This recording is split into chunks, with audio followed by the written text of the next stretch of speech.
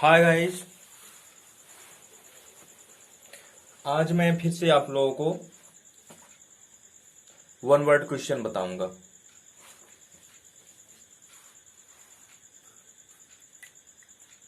तो मैं कल आपसे पूछा था, दो तीन क्वेश्चन पूछे थे कि बादल महल कहाँ है, भगवान शिव की नगरी किस जिलों को कहते हैं। तो आप लोगों के क्वेश्चन भी आए हैं, आंसर भी आए हैं। तो हालांकि आंसर आप लोगों ने सही दिए हैं। तो भगवान शिव की नगरी कहाँ है? शिवपुरी जिले में है। बादल महल कहाँ था? रायसेन जिले में था।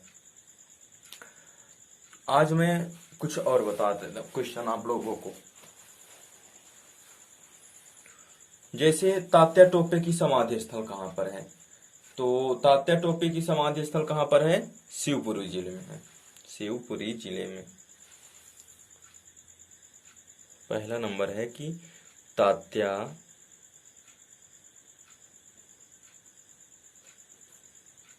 टोपे की समाधि स्थल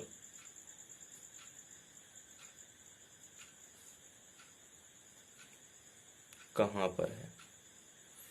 तो इसका आंसर हो जाएगा शिवपुरी। शिवपुरी जिले में है उनकी समाधि स्थल। और अगला क्वेश्चन है, दतिया जिले का प्राचीन नाम क्या था? तो दतिया में द आ रहा है और उसी के नाम दा पर ही एक उनका उसका पुराना नाम था दिलीप नगर। यानी दतिया का पुराना नाम क्या था? दिलीप नगर था। दतिया का पुराना नाम दिलीप नगर था। तो दतिया का पुराना नाम हो गया दिलीप नगर। और एक तो प्रसिद्ध पीताम्बरा पीठ है, पीताम्बरा देवी हैं, तो उनका प्रसिद्ध मंदिर है पीताम्बरा पीठ जिसको कहते हैं। वो कौन से जिले में स्थित है? दतिया जिले में स्थित है पीताम्बरा पीठ।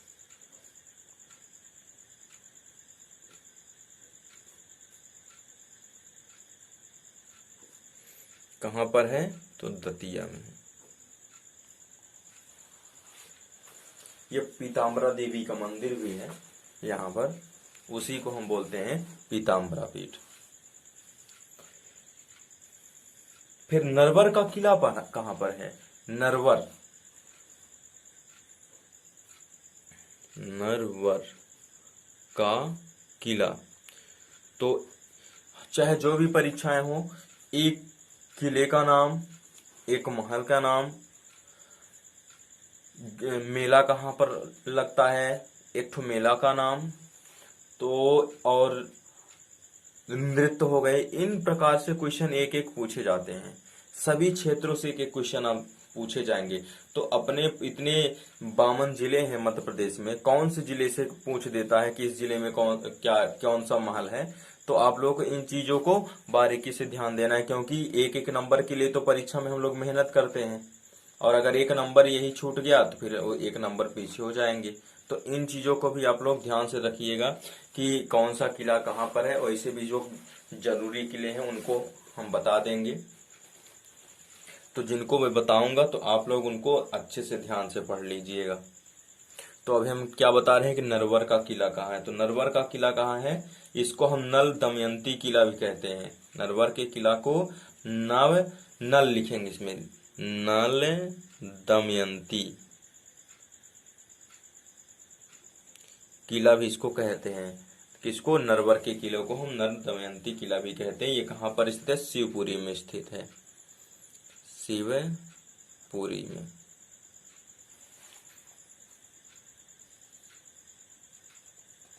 फिर आगे है अगला क्वेश्चन, मालवा और चंबल का प्रवेश द्वार किसे कहा जाता है? ये बहुत ही जरूरी क्वेश्चन है। जैसे भारत का प्रवेश द्वार कहाँ है? तो भारत का प्रवेश द्वार मुंबई में है। ऐसे ही मालवा और चंबल का प्रवेश द्वार, मालवा एवं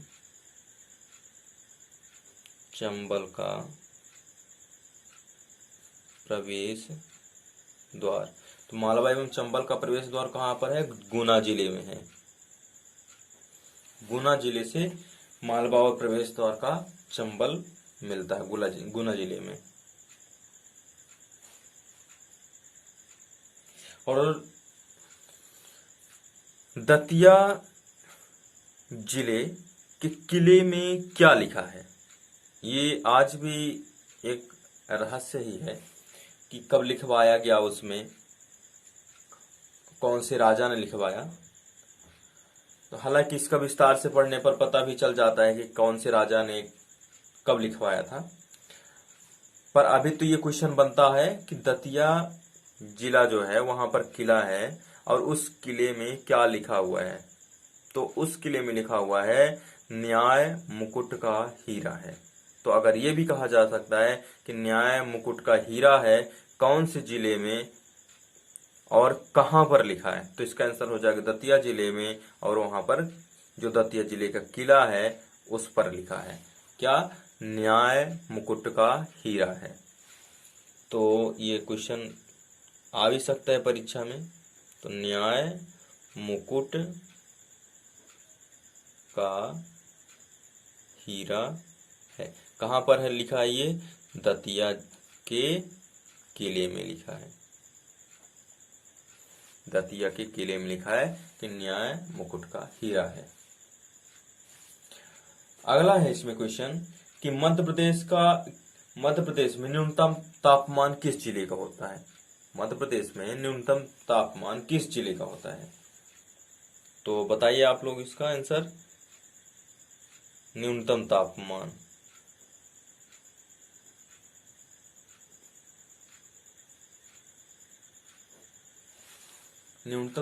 किस जिले का होता है? तो न्यूनतम तापमान होता है शिवपुरी जिले का।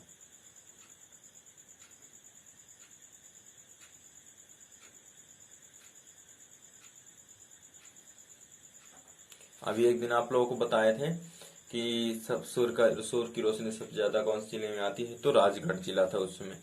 और यहाँ पर ये क्वेश्चन आ गया कि न्यूनतम ताप सब मध्य प्रदेश में न्यूनतम ताप किस जिले का होता है? तो शिवपुरी जिले का होता है।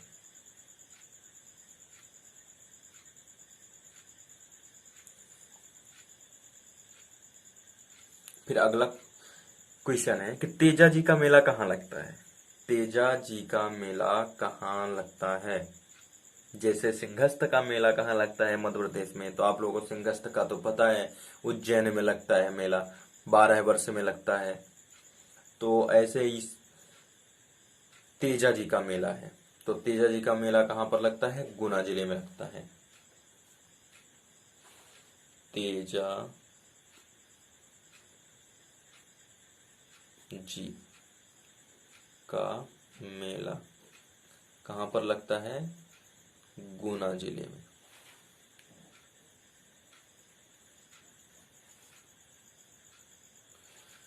तेजा जी का मेला गुना जिले में लगता है।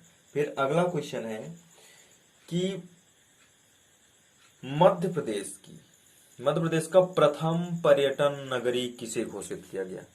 मध्य प्रदेश का प्रथम पर्यटन नगरी किसे घोषित किया गया? क्वेश्चन है।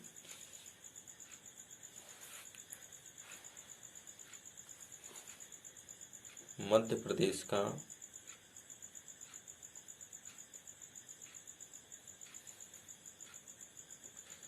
प्रथम पर्यटन नगरी किसे घोषित किया गया? तो किसे घोषित किया गया था? शिवपुरी जिले को। शिवपुरी जिले को। तो ये भी ध्यान रखना, ये तो बहुत ही जरूरी क्वेश्चन है कि मध्य प्रदेश का प्रथम पर्यटन नगरी किसे घोषित किया गया? तो प्रथम पर्यटन नगरी शिवपुरी जिले को घोषित किया गया था।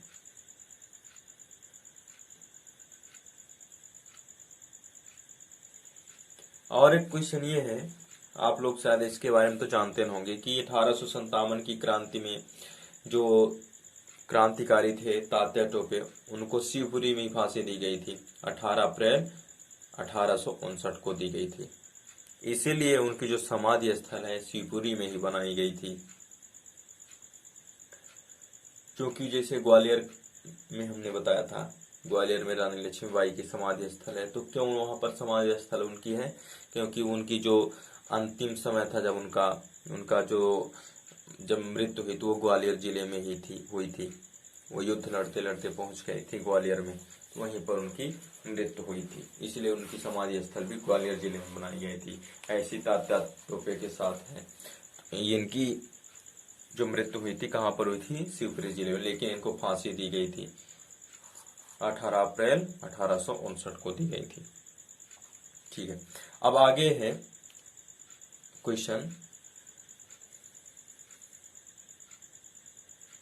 बजरंगगढ़ का किला कहाँ पर स्थित है? बजरंगगढ़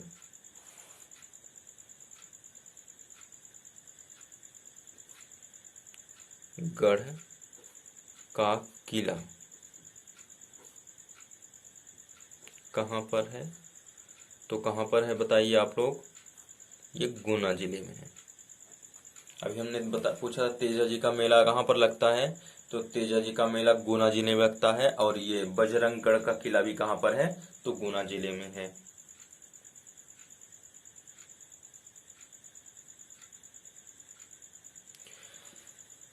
और लघु वृंदावन उपनाम से किसे जाना जाता है? लघु वृंदावन उपनाम से किसे जाना जाता है? वृंदावन का नाम तो आप लोग जानते हैं, पर ये लघु वृंदावन के उपनाम से किसे जाना जाता है?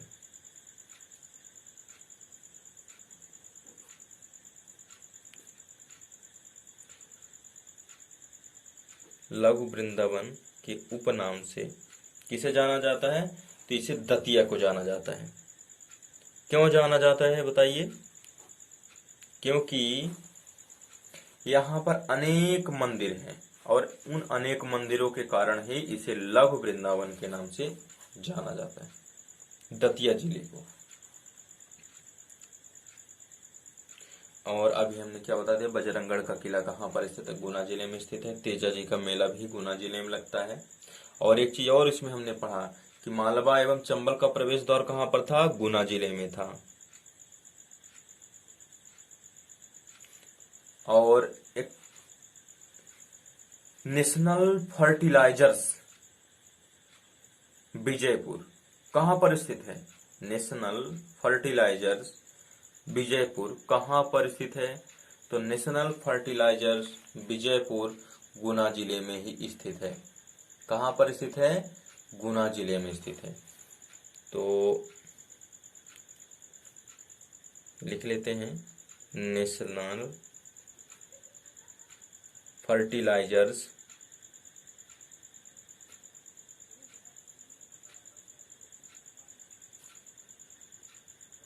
किस जिले में स्थित है? नेशनल फर्टिलाइजर्स विजयपुर भी इसमें सम्मिलित है साथ में। विजयपुर कहाँ पर स्थित है? तो ये स्थित है गुना जिले में। नेशनल फर्टिलाइजर्स विजयपुर, ये है क्या? नेशनल फर्टिलाइजर्स ये खाद्य बनाने की एक संस्था है। रासायनिक उर्वरक जिनमें जो खेतों में डाली जाती हैं, ये बनाने की एक संस्था है। ठीक है, अगला क्वेश्चन है, पालमपुर कूनो अभयारण्य कहाँ पर स्थित है? पालमपुर कूनो अभयारण्य कहाँ पर स्थित है? पालमपुर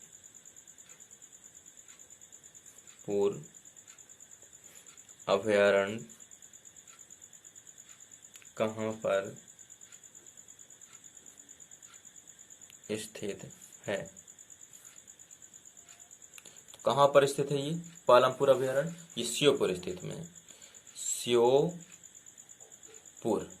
हालांकि ये श्योपुर और मुरैना के एक बीच में है।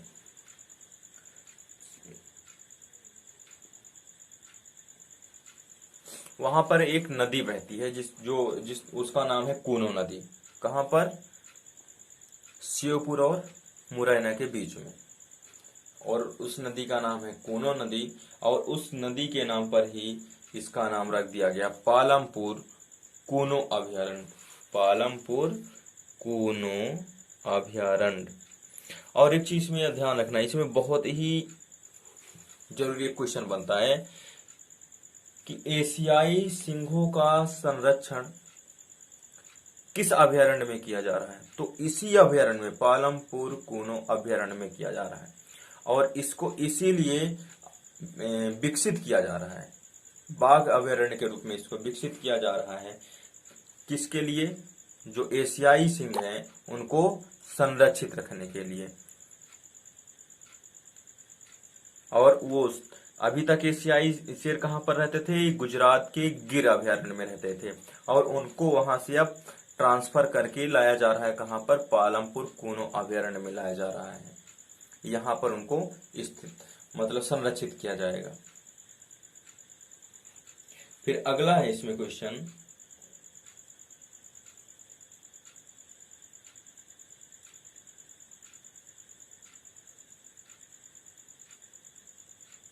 मध्य प्रदेश का सर्वाधिक कुपोषित जिला कौन सा है? मध्य प्रदेश का सर्वाधिक कुपोषित जिला।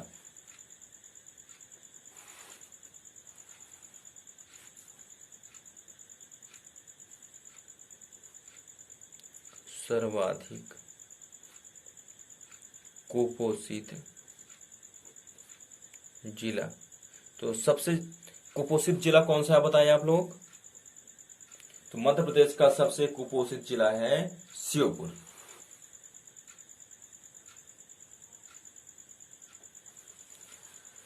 ध्यान रखना आप लोगों को, पालमपुर कूनो अभयारण्य कहां पर है? श्योपुर में ही है। और मध्य प्रदेश का सर्वाधिक कुपोषित जिला भी श्योपुर में ही है। मतलब श्योपुर जिला ही सबसे ज्यादा कुपोषित जिला है।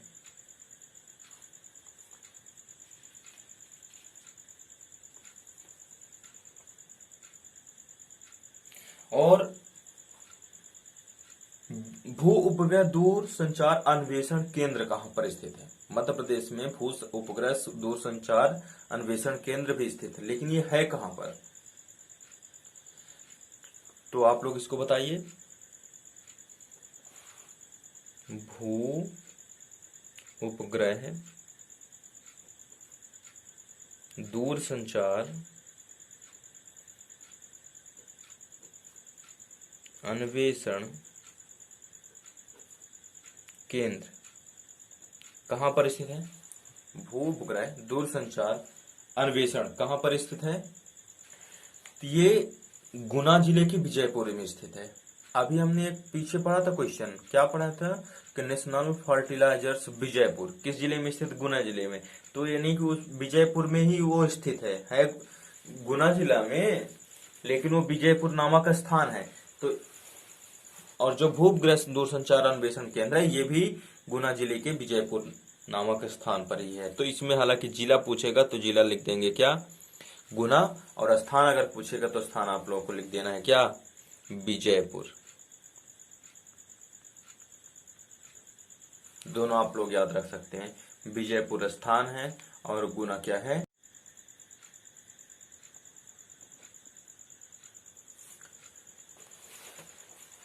तो अगला क्वेश्चन है इसमें,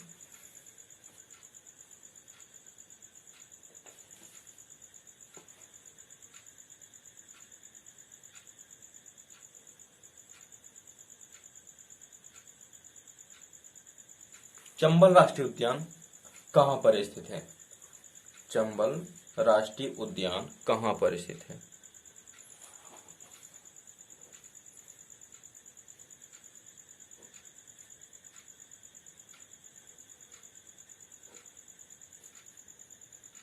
तो आप लोग बताइए, चंबल राष्ट्रीय उद्यान कहां पर स्थित है? चंबल राष्ट्रीय उद्यान मुरैना में स्थित है। कहां पर? मुरैना में। और यहां पर किनको संरक्षित किया जा रहा है? तो यहाँ पर घड़ियालों को संरक्षित किया जा रहा है। इसके अलावा डॉल्फिन मछली जो होती है, डॉल्फिन मछली को भी संरक्षण यहाँ पर किया जा रहा है, डॉल्फिन और घड़ियाल का। और इन्हें हम घड़ियाल अभयारण्य भी कहते हैं। जो चंबल राष्ट्रीय उद्यान है इसको हम घड़ियाल अभयारण्य भी कहते हैं। यहाँ पर घड़ियाल के अलावा और डॉल्फिन को भी संरक्षित किया जा रहा है।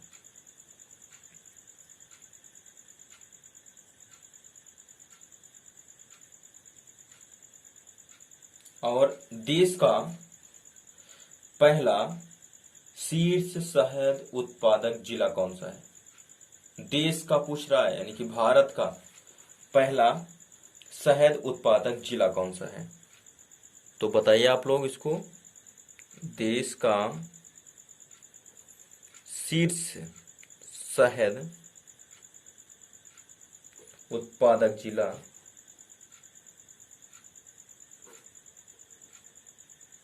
इसका नाम बताइए आप लोग। देश के जो शीर्ष शहद उत्पादक जिलों में जिनकी गिनती होती है उनमें से कौन सा ऐसा जिला है जहां पर सबसे ज्यादा शहद का उत्पादन होता है? तो ये है जिला कौन सा? हाँ बताइए। मुरैना जिला। मुरैना जिला में होता है देश का सबसे ज्यादा शहद।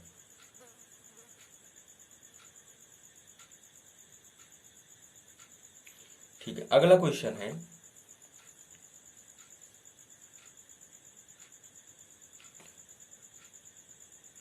बागियों का गढ़ किसे कहा जाता है? बागियों का गढ़ किसे कहा जाता है? बताइए आप लोग। बागियों का गढ़ किसे कहा जाता है?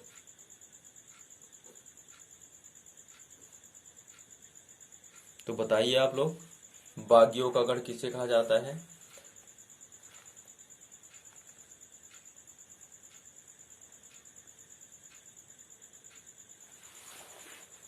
तो बागियों का गढ़ कहा जाता है भिंड को। किसको? भिंड को। भिंड जिले को बागियों का गढ़ कहते हैं।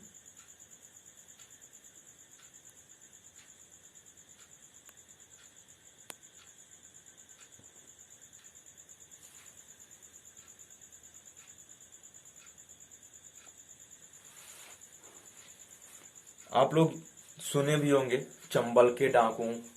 तो चंबल के डाकू का नाम ऐसे थोड़ी पड़ गया था, वहां पर चंबल में डाकुओं का डेरा ही पड़ता था। और जो चंबल की नदी थी वो बड़े बड़े बीहड़ों का निर्माण करती थी, और उन्हीं बीहड़ों में क्या करते थे जो डाकू थे, अपना बसेरा डाल देते थे। वहां पर वो अपने आप को सुरक्षित महसूस करते थे। और ये जो चंबल नदी थी ये कहाँ पर बहती थी?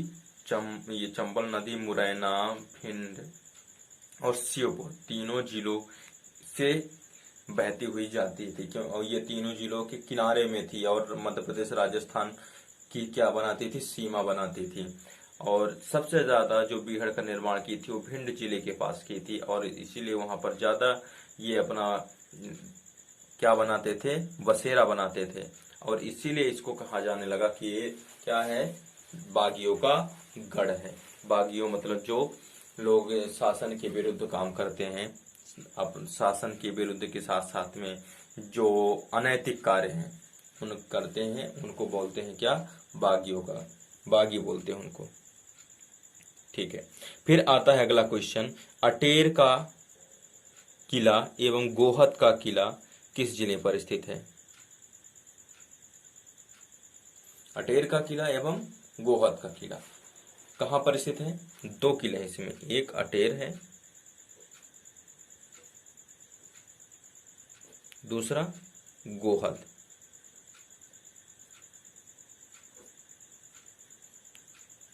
कहाँ है बताइए आप लोग? ये भी भिंड में है। कहाँ पर है? भिंड जिले में। अटेर का किला एवं गोहद का किला कहाँ पर है? भिंड जिले में स्थित है। और सबसे मध्य प्रदेश में सबसे कम वर्षा वाला स्थान बताइए आप लोग। मध्य प्रदेश में सबसे कम वर्षा वाला स्थान कहाँ है? कहाँ पर सबसे कम वर्षा होती है? सबसे कम वर्षा वाला स्थान।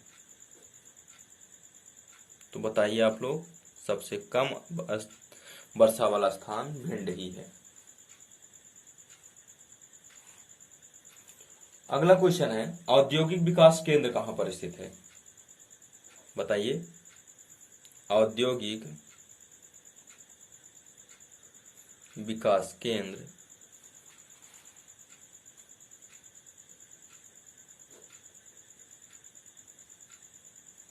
कहां पर स्थित है?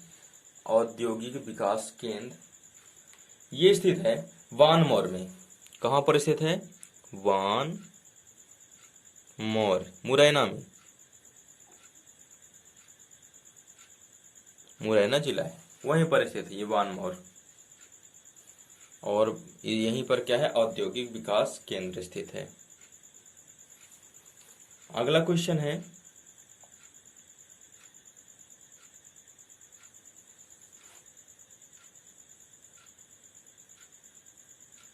अनुसूचित जनजाति की न्यूनतम आबादी किस जिले में? मध्य प्रदेश में अनुसूचित जनजाति की न्यूनतम आबादी किस जिले में है?